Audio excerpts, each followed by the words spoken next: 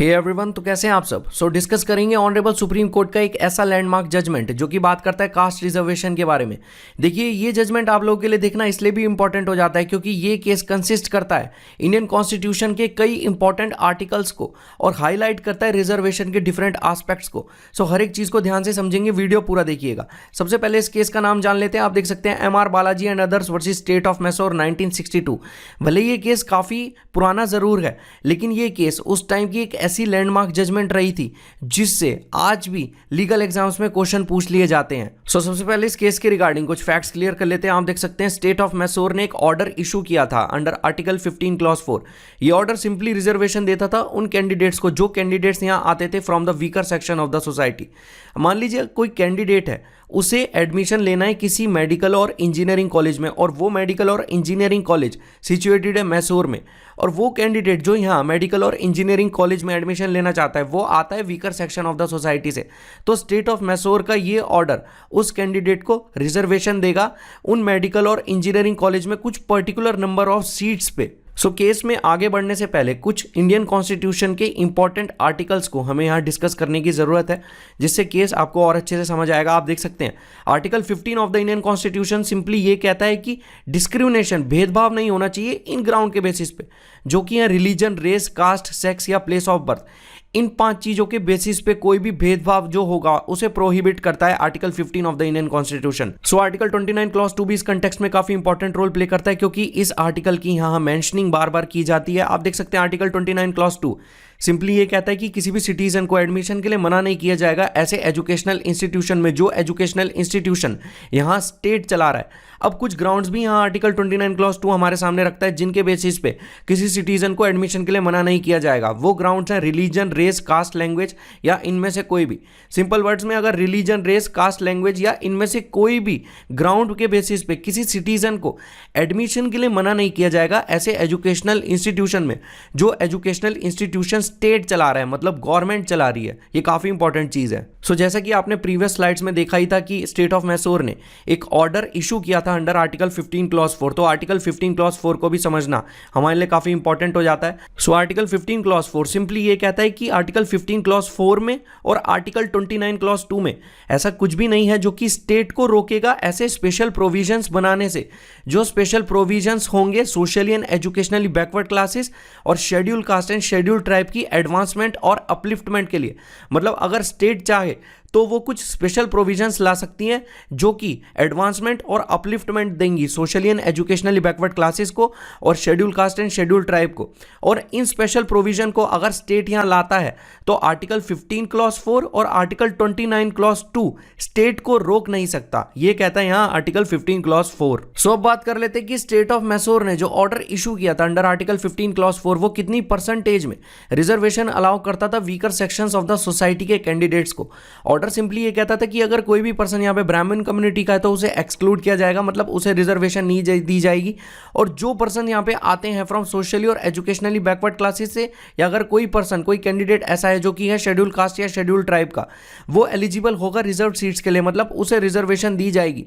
मान लीजिए कोई एक ऐसा कैंडिडेट है जो कि weaker section of the society से आता है और वो एडमिशन के लिए अप्लाई करता है किसी मेडिकल और इंजीनियरिंग कॉलेज में जो कि सिचुएटेड है मैसूर में, तो उसे रिजर्वेशन दी जाएगी।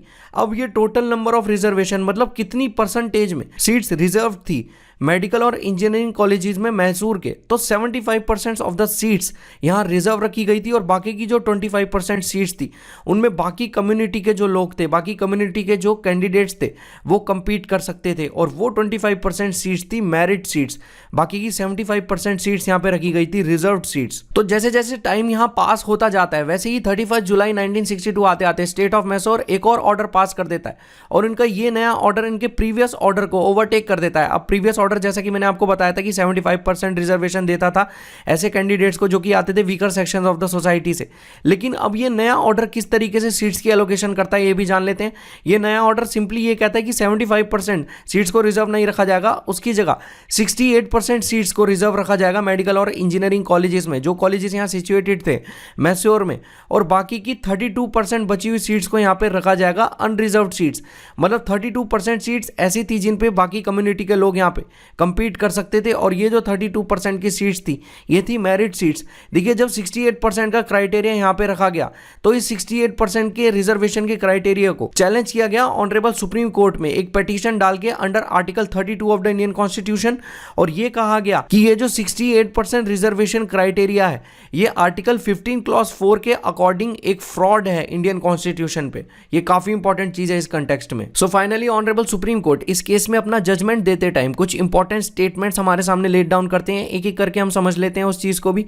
आप देख सकते हैं ऑनरेबल सुप्रीम कोर्ट ये कहते हैं कि रिजर्वेशन का जो क्राइटेरिया मतलब रिजर्वेशन जिस तरीके से दिया जाएगा वो होना चाहिए on the basis of socially and educationally backward classes. मतलब सिर्फ कास्ट के बेसिस पे यहाँ पे रिजर्वेशन देना ठीक नहीं है। कास्ट एक फैक्टर हो भी सकता है रिजर्वेशन देने का, लेकिन ये इकलौता फैक्टर नहीं है रिजर्वेशन देने का। हमें सोशली और एजुकेशनली बैकवर्ड क्लासेस को भी यहाँ पे कंसिडर करना चाहिए रिजर्वेशन देते टाइम। ये कहना था यहाँ ऑनरेबल सुप्रीम कोर्ट का। सेकंड चीज जो यहाँ ऑनरेबल सुप्रीम कोर्ट स्पेसिफाई करते हैं, ऑनरेबल सुप्रीम कोर्ट ये कहते हैं कि जो स्टेट ऑफ मैसूर ने ऑर्डर इशू किया था वो कैटेगराइज करता है बैकवर्ड क्लासेस को कास्ट के बेसिस पे, जो कि हमारा article 15 clause 4 of the Indian constitution यहां अलाउ नहीं करता।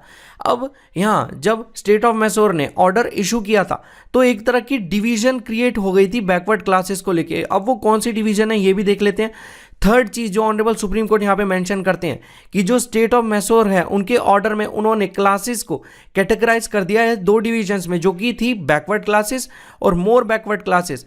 ऑनरेबल सुप्रीम कोर्ट सिंपली यहां ये कहना चाह रहे हैं कि ये जो क्लासिफिकेशन है, ये जो डिवीजन है जो कि स्टेट ऑफ मैसूर के ऑर्डर ने की है, इस डिवीजन को, इस क्लासिफिकेशन को हमारा article 15 clause 4 of the Indian constitution allow नहीं करता। मतलब article 15 clause 4 of the Indian constitution किसी भी तरीके की क्लासिफिकेशन प्रोवाइड नहीं करता क्लासेस को लेके, लेकिन ये चीज फिर भी की गई थी स्टेट ऑफ मैसूर के ऑर्डर के अकॉर्डिंग। फोर्थ इंपॉर्टेंट चीज जो ऑनरेबल सुप्रीम कोर्ट यहां पे स्पेसिफाई करते हैं, ऑनरेबल सुप्रीम कोर्ट ये कहते हैं कि ये जो 68% ऑफ द रिजर्वेशन क्राइटेरिया है ये इनकंसिस्टेंट है आर्टिकल 15 क्लॉज 4 के प्रोविजन से। मतलब ये जो 68% रिजर्वेशन दिया जाने वाला है मेडिकल और इंजीनियरिंग कॉलेजेस में जो कि सिचुएटेड है मैसूर में, ये इनकंसिस्टेंट है आर्टिकल 15 क्लॉज 4 के पर्सपेक्टिव से। देखिए 68% रिजर्वेशन अगर आप weaker sections of the society को दे देंगे तो सिर्फ 32% ऑफ द सीट्स ही अनरिजर्व सीट्स बचेंगी, और वो सीट्स होंगी ऐसी सीट्स जिन पे बाकी की कम्युनिटी के लोग कंपीट करेंगे। तो कहीं ना कहीं ये एक बहुत बड़ा मार्जिन था जो कि रिजर्व सीट्स ने पहले से ही गैदर कर रखा था। तो ऑनरेबल सुप्रीम कोर्ट इसी 68% रिजर्वेशन के क्राइटेरिया को रिड्यूस करके कर देते हैं 50%। मतलब जो भी रिजर्वेशन यहाँ पे weaker sections of the society को दी जाएगी वो 50% से एक्सीड नहीं करेगी। ये कहना था यहाँ ऑनरेबल सुप्रीम कोर्ट का। ये जो परसेंटेज की लिमिट लगाई गई है ऑनरेबल सुप्रीम कोर्ट के द्वारा, ये ही इस केस को one of the most landmark judgement बनाती है इंडियन लीगल हिस्ट्री में। ये काफी इंपॉर्टेंट चीज है इस कंटेक्स्ट में। So last and one of the most important चीज जो ऑनरेबल सुप्रीम कोर्ट यहां स्पेसिफाई करते हैं, ऑनरेबल सुप्रीम कोर्ट ये कहते हैं कि रिजर्वेशन का फर्स्ट एंड फॉरमोस्ट इंटेंशन यही होता है कि जो weaker sections of the society है उन्हें अपलिफ्ट किया जा सके और उन्हें प्रोवाइड हो सके एडवांसमेंट। लेकिन on the other hand honourable supreme court ये भी कहते हैं कि इस रिजर्वेशन की वजह से किसी डिजर्विंग या टैलेंटेड कैंडिडेट को कोई बैड इफेक्ट नहीं पहुंचना चाहिए। ये बहुत इंपॉर्टेंट चीज़ है। सो आज का ये केस हमारे लिए डिस्कस करना इसलिए भी इंपॉर्टेंट था क्योंकि ये केस कवर करता है डिफरेंट एस्पेक्ट्स ऑफ रिजर्वेशन को, और ये केस हमें एक तरह की लिमिट भी बताता है कि कितने total of percentage reserve seats रखी जाएंगी एक पर्टिकुलर इंस्टीट्यूशन में। और ये केस इंपॉर्टेंट इसलिए भी हो जाता है क्योंकि ये केस कंसिस्ट करता है कई important articles of the Indian constitution. So मुझे उम्मीद है आज की वीडियो आपको अच्छी लगी होगी। जिस इन्फॉर्मेशन को आप यहाँ गैदर करने आए होंगे वो आपको मिली होगी। Have a great day.